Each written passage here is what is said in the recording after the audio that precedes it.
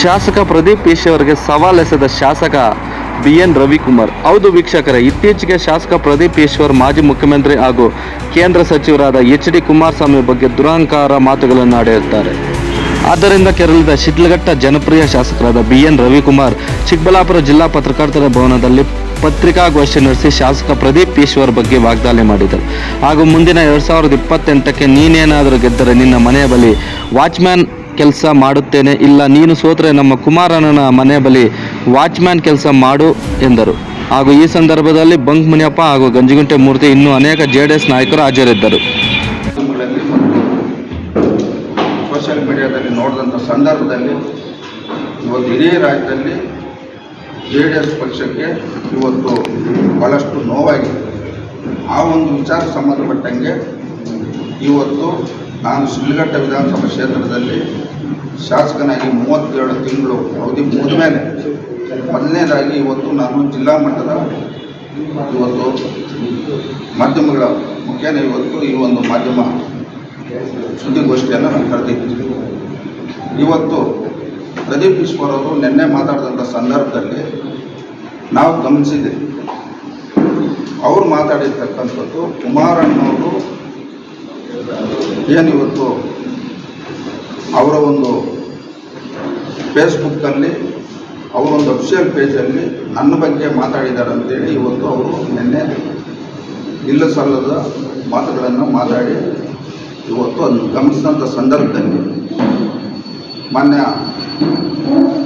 ಶಾಸಕರು ಕುಮಾರಣ್ಣವರು ಪೇಜ್ ಏನಿವತ್ತು ಅವರ ಒಂದು ಫೇಸ್ಬುಕ್ ಪೇಜಲ್ಲಿ ಅಫಿಷಿಯಲ್ ಪೇಜಲ್ಲಿ ಏನಾದರೂ ಅವರು ಮಾತಾಡಿದರೆ ನಾವು JDS ಪಕ್ಷದ ಪರವಾಗಿ ಕುಮಾರಣ್ಣ ಪರವಾಗಿ ಶಾಸಕರಿಗೆ ನಾನು ಈ ಸಂದರ್ಭದಲ್ಲಿ ನಾನು ಕ್ಷಮಾಪಣೆ ಕೇಳಕ್ಕೆ ನಾನು ಬಯಸ್ತೇನೆ. ಇವತ್ತು ಕುಮಾರಣ್ಣವರು ಪ್ರದೀಪ್ ಈಶ್ವರ್ ಬಗ್ಗೆ ಮಾತಾಡೋಷ್ಟು ದೊಡ್ಡ ಲೀಡರ್ ಅಲ್ಲ ಕುಮಾರಣ್ಣ. ಪ್ರದೀಪ್ ಈಶ್ವರ್ ಅವರು ಇವತ್ತು ಮಾತಾಡ್ತಾ ಇದ್ದಾರೆ, ನಾನು ಒಬ್ಬ OBC ಹುಡುಗ ಅಂತ ಇವತ್ತು ಅವ್ರು ಮಾತಾಡ್ತಾ ಇದ್ದಾರೆ. ಇವತ್ತು ಅವರು ಹಿಂದೆ ನಾವು ಗಮನಿಸಿದಾಗ ನಮ್ಮ ದೇಶದ ಪ್ರಧಾನಮಂತ್ರಿಗಳು ನರೇಂದ್ರ ಮೋದಿಜಿಯವರು OBC ಅವರು ಅವ್ರ ವಿರುದ್ಧವಾಗೂ ಮಾತಾಡಿದ್ದಾರೆ. ಇವತ್ತು ಅವರು ಕುಮಾರಣ್ಣ ಬಗ್ಗೆ ನಿನ್ನೆ ಮಾತಾಡಿರ್ತಕ್ಕಂಥದ್ದನ್ನು ನಾವು ಗಮನಿಸಿದಾಗ ಇವತ್ತು ಕುಮಾರಣ್ಣವರು ಏನಾದರೂ ಅವನ್ನ ವೈಯಕ್ತಿಕವಾಗಿ ಒಂದು ಪ್ರೆಸ್ ಮೀಟ್ ಆಗಲಿ ಇಲ್ಲ ಏನಾದ್ರು ಮಾಧ್ಯಮಗಳ ಮುಂದೆ ಆಗಲಿ ಇಲ್ಲ ಅವ್ರ ಬಗ್ಗೆ ಏನಾದರೂ ಮಾತಾಡಿದರೆ ಅವ್ರು ಮಾತಾಡ್ತಾರೆ, ನಮ್ದು ಏನು ಅಭ್ಯಂತರ ಇಲ್ಲ, ನಮ್ದು ಯಾವುದೂ ತಕರಾರಿಲ್ಲ. ಇವತ್ತು ಪ್ರದೀಪ್ ಈಶ್ವರ್ ಅವರು OBC ಹುಡುಗ ಅಂತ ಅವ್ರು ಹೇಳ್ತಾರೆ. ಇವತ್ತು ಅವ್ರ ಸಮುದಾಯ ಬಲಿಜಿಗರ ಸಮುದಾಯ. ಇವತ್ತು ನಮ್ಮ ರಾಜ್ಯದಲ್ಲಿ ಬಲಿಜಿಗರ ಸಮುದಾಯಕ್ಕೆ ನಾವು ಸಂಬಂಧಪಟ್ಟಂಗೆ ಇತಿಹಾಸ ನೋಡಿದಾಗ ಕೈವಾರ ನಾರಾಯಣ ಠಾಕೂರ್, ನಮ್ಮ KV ಟ್ರಸ್ಟು ನವೀನ್ ಅವರ ತಾತ ವೆಂಕಟಯ್ಯಪ್ಪನವರು, ಇವತ್ತು ನಮ್ಮ ಬೆಂಗಳೂರಿನಲ್ಲಿ ಇವತ್ತು ಸಂಸದರಾಗಿರ್ತಕ್ಕಂಥ PC ಮೋಹನ್ ಅವರು, ಎಲ್ಲಕ್ಕಿಂತ ಮಿಗಿಲಾಗಿ MS ರಾಮಯ್ಯ ಕುಟುಂಬದವರು, ಆ ಸಮುದಾಯದವ್ರು ಯಾರೂ ಮಾತಾಡೋದು. ನನಗೆಲ್ಲೋ ಒಂದು ಕಡೆ ಡೌಟು, ಇವರು ಬಲ್ಜಿಗ ಸಮುದಾಯದವರು ಇಲ್ಲ ಇನ್ಯಾರೋ ಬೇರೆ ಸಮುದಾಯದವರು ಅಂತ ಎಲ್ಲೋ ಒಂದು ಕಡೆ ನನಗೆ ಡೌಟ್ ಕಾಣಿಸ್ತಾರೆ. ಇವತ್ತು ಈ ದೇಶದ ಪ್ರಧಾನ ಮಂತ್ರಿಗಳ ಬಗ್ಗೆ ಮಾತಾಡ್ತಾರೆ, ಅವರು OBC ಅವ್ರ ತಾನೆ, ಪ್ರಧಾನಮಂತ್ರಿ OBC ಅವರ ತಾನೆ. ಇವತ್ತು ಕುಮಾರಣ್ಣ ಅವರು ಮಾತಾಡ್ತಾರೆ, ದೇವೇಗೌಡರ ಕುಟುಂಬದ ಬಗ್ಗೆ ಮಾತಾಡ್ತಾರೆ. ಮಾನ್ಯ ಶಾಸಕರೇ, 2023ರಲ್ಲಿ ನೀನು ಕ್ಷೇತ್ರದಲ್ಲಿ ಶಾಸಕನಾಗಬೇಕಾದ್ರೆ ನಿನಗೆಲ್ಲೋ ಒಂದು ಕಡೆ JDS ಪಕ್ಷದವರು ಮತ ಹಾಕಿದ್ದಾರೆ ಅನ್ನೋದು ನೀವು ಮರೆಯಕ್ಕೆ ಹೋಗ್ಬೇಕು. ಇವತ್ತು ನಮ್ಗೆ ಭಾಳಷ್ಟು ನೋವಾಗಿದೆ. ಏನಿವತ್ತು ನೀವು ಕುಮಾರಣ್ಣ ಬಗ್ಗೆ ಅವ್ರ ಹತ್ರ ಇರ್ತಕ್ಕಂಥ ವಾಚಗಳ ಬಗ್ಗೆ ನೀವು ರಾಮರಾಜು ಪಂಚಾಯತ್ ಸೆಟ್ಗಳು ಮಾಡಿ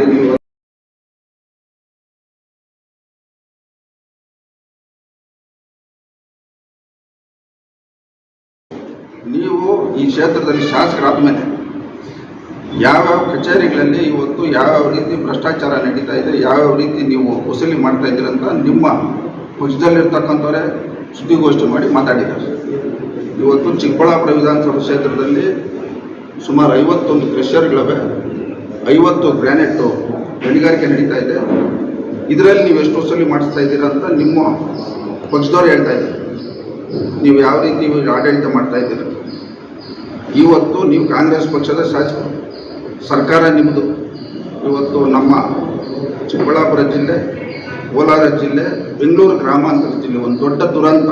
ಇವತ್ತು HN ವ್ಯಾಲ್ಯೂ, KC ವ್ಯಾಲ್ಯೂ 3ನೇ ಹಂತದ ಶುದ್ಧೀಕರಣ ಬಗ್ಗೆ ನೀವು ಯಾವತ್ತಾದರೂ ಈ 3 ಜಿಲ್ಲೆಯ ರೈತರ ಬಗ್ಗೆ ನೀವೇನಾದರೂ ಮಾತಾಡಿದ್ದೀರ? ಈಗ ನೀವು ಮಾತಾಡಬೇಕಾದ್ರೆ ನೀವು ಸರಿಯಾಗಿದ್ದು ನೀವು ಕಷ್ಟರಹಿತ ಆಡಳಿತ ಮಾಡಿದಾಗ ನೀವು ಮಾತಾಡ್ತೀರಿ. ಇವತ್ತು ಮಾನ್ಯ ಮಾಜಿ ಮುಖ್ಯಮಂತ್ರಿ ಸಿದ್ದರಾಮಯ್ಯ ಒಂದು ವಿಶೇಷ ಅನುದಾನ 25 ಕೋಟಿ ಕೊಟ್ಟರು, 2ನೇ ಬಾರಿ 50 ಕೋಟಿ ಕೊಟ್ಟರು, 75 ಕೋಟಿ. ನೀವು ಎಷ್ಟು ಪರ್ಸೆಂಟೇಜ್ ತಗೊಂಡ್ರೆ ಕೊಟ್ಟಿರೋರು ಬಂದು ಹೇಳಿದ್ದಾರೆ, ನಿಮ್ಮ ಪಕ್ಷದವರೇ ಹೇಳ್ತಾ ಇದ್ದಾರೆ. ಇವತ್ತು ನೀವು ಶಾಸನ ಮುಂಚೆ ನಿನ್ನ ಆಸ್ತಿ ಏನು, ಇವತ್ತು ನಿನ್ನ ಆಸ್ತಿ. ಇವತ್ತು JDS ಪಕ್ಷದವ್ರ ಬಗ್ಗೆ ನೀವು ಮಾತಾಡಬೇಕಾದ್ರೆ ಎಲ್ಲೋ ಒಂದು ಕಡೆ JDS ಪಕ್ಷದವರು ನಿಮ್ಗೆ ಸಹಾಯ ಮಾಡಿದ್ದಾರೆ ಅಂತ ನಾವು ಸ್ವಲ್ಪ ಗಮನದಲ್ಲಿಟ್ಕೊಂಡು, ಇವತ್ತು ನೀವು ಕುಮಾರಣ್ಣವ್ರ ವಿರುದ್ಧವಾಗಿ ಮಾತಾಡ್ಬಿಟ್ರೆ ಈ ರಾಜ್ಯದ ಮುಖ್ಯಮಂತ್ರಿಗಳು DK ಶಿವಕುಮಾರ್ ನಿಮ್ಮ ಮಂತ್ರಿ ಮಾತಾಡ್ತಾ ಇದ್ದೀರಾ? ಇಲ್ಲ ನಿಮ್ಗೆ ಏನಾದರೂ ಕಾಂಪಿಟೇಷನ್ ಇಟ್ಟಿದ್ದಾರಾ? ಕುಮಾರಸ್ವಾಮಿ ಅವ್ರ ಬಗ್ಗೆ JDS ಬಗ್ಗೆ ಯಾರು ಮಾತಾಡ್ತಾರೋ ಅವ್ರು ಮಂತ್ರಿ ಮಾಡ್ತಾರೆ ಅಂತ ಏನಾದರೂ ನಿಮ್ಮ ಕಾಂಗ್ರೆಸ್ ಪಕ್ಷದಲ್ಲಿ ಏನಾದರೂ ಟಾರ್ಗೆಟ್ ಕೊಟ್ಟಿದ್ದಾರೆ ನಿಮಗೆ? ಏನು ಕುಮಾರಸ್ವಾಮಿ ಅವ್ರ ಬಗ್ಗೆ ಮಾತಾಡೋಕ್ಕೆ ನಿಮ್ಗೆ ಅರ್ಹತೆ ಏನಾಯ್ತು? ಈ ಕ್ಷೇತ್ರದಲ್ಲಿ ನೀನು ಚುನಾವಣೆ ಗೆದ್ದಾಗ ನಿಮ್ಗೆಷ್ಟು ಮತ ಬಿತ್ತು? 2024 ಲೋಕಸಭಾ ಚುನಾವಣೆಯಲ್ಲಿ ಕಾಂಗ್ರೆಸ್ ಪಾರ್ಟಿಗೆ ಎಷ್ಟು ಮತ ಬಿತ್ತು? ಲೋಕಲ್ ಬಾಡಿಗಳಲ್ಲಿ ಯಾವ್ಯಾವ ನೀನು ಕಾಂಗ್ರೆಸ್ ಪಾರ್ಟಿ ಅಭ್ಯರ್ಥಿಗೆ ಗೆಲ್ಲಿಸಿದ್ಯಾ? ನಿನ್ನ ಕೊಡುಗೆ ಏನು ಕಾಂಗ್ರೆಸ್ ಪಾರ್ಟಿ? ನಿನ್ನ ಕೊಡುಗೆ ಏನು ಚಿಕ್ಕಬಳ್ಳಾಪುರ ವಿಧಾನಸಭಾ ಕ್ಷೇತ್ರದಲ್ಲಿ ನಿನ್ನ ಕೊಡುಗೆ ಏನು ಕಾಂಗ್ರೆಸ್ ಪಾರ್ಟಿ?